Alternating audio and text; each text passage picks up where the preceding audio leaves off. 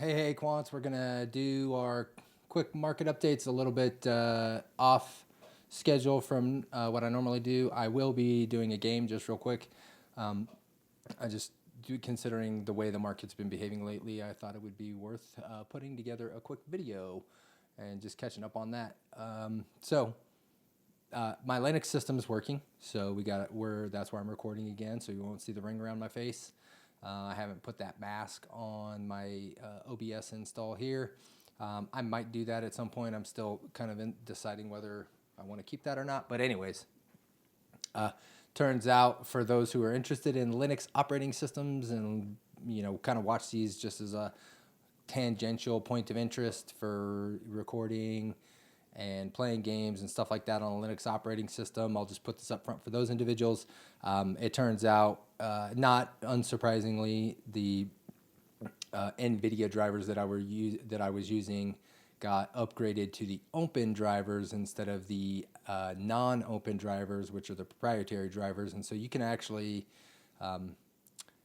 so anyways, that's what hosed the system. And so I just there probably was a path to downgrading those. I tried to do it a few different ways, but it's just like the constant rebooting was taking forever. So what I ended up doing was I just used a recovery installation disk for Pop OS. And really the way I did it was I installed a new instance of Pop OS on one of my other disks because I thought I was just like, all right, I'm just gonna have to redo an install.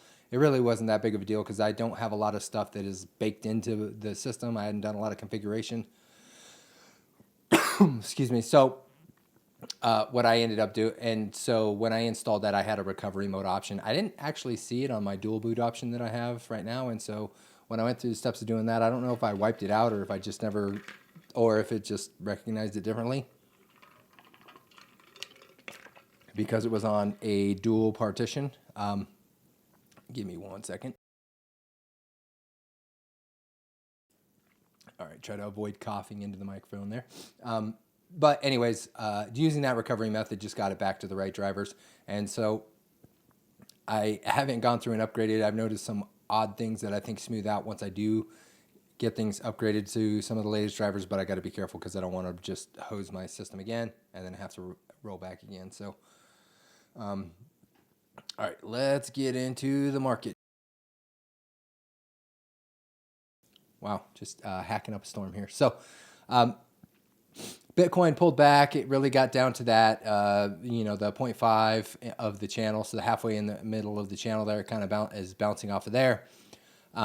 This is looking good for more continuation, in my opinion. So we will see if this was just a short-term pullback. Looking at the Gann swing trend indicator, it did actually break the trend, and so we're kind of in no man's land here. I mentioned that last time. There's no bullish signals on any of these indicators, but if I'm looking at the oscillators, it hasn't gone down that far. But we did get some cool off in terms of the stochastic, so there's room here for this to continue moving up is basically what I'm getting at. The downside, if you were, I didn't update this, I'll update this probably next time, but the downside here is that volume has been declining on these, on this. So if volume continues to decline, then obviously that's not going to look good in terms of inflows of money. So the whole reason that I jumped on anyways, besides just Bitcoin, is that I wanted to kind of touch on gold. Gold has been skyrocketing. It's really getting to that position where I'm just going to zoom out here. I don't have a parabolic line, but you can just eyeball this and see how parabolic that thing is just going up, and it is literally straight up at this point. And so this is getting close to that time where if you are looking to exit your position, it's almost a $500 price movement here. So you might want to start tracking the bottom of some of these candles. And again, you don't have to do that with your full position, but just in terms of let's save some of that profit. Also, if you look at these two top peaks here, that from here on the MACD to here, that is potentially setting up just a massive drive of bearish divergence. Now, I'm not saying get out of your positions because you want to ride that bull as long as you can. And so I'm just saying it might be prudent to start tracking some of these, the bottom of some of these candles or the low with some of these candles, so that you can really pull out some of the profit from the close to the tippy top of the market. Silver is basically the same. I'm going to zoom out here, and this thing, oh my gosh, dude, that thing just went straight up. Look at that. Like, this channel is like, it's ridiculous. But that goes back to my point here, is like, I can't pull this up anymore and have it touch here and not just bend back on itself, right? And so I could probably drag it out here and then make it go more parabolic. But at the end of the day, this thing is effectively straight up. And so we got a big gap up, so wouldn't be surprised to see that gap close. For some reason this didn't draw on here. I'm just going to switch back so I can get this to re-render. Come on. Why don't it want to re-render? Oh yeah, that's the TIA one. I have my own one on here. Why do I have theirs on there? Yeah, I don't know why that one's on there. Let's just pop that off. We don't need that on there. And so yeah, so if you can use the 1 day swing to get a little bit closer to the market if you're not yet tracking the bottom of the candles. But even if you're tracking the bottom of the candles, it's almost a $10 price move. I mean, that's, considering the scale of what this has gone up, that's not that big of a deal. But I wouldn't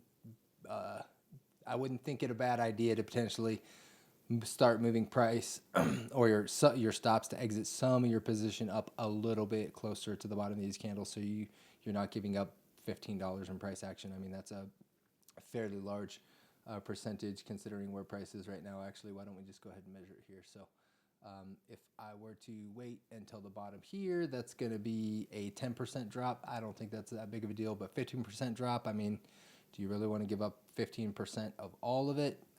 Again, it's probably not that big of a deal in this larger scheme of how much this has gone up if you were in close to the bottom. But it is, might be a good idea to start tracking those up. Also, just want to point out here's another potential ascending triangle or Mexican Pete pattern breakout. I've been kind of showing those as I go through. So we're going to leave it there for Bitcoin price action, so I can get on. I'm going to play just a short game just to kind of make sure the Linux setup is all working and I can play the games on Linux and kind of keep that momentum going on that one. So we will catch you on the next one. Peace, quants.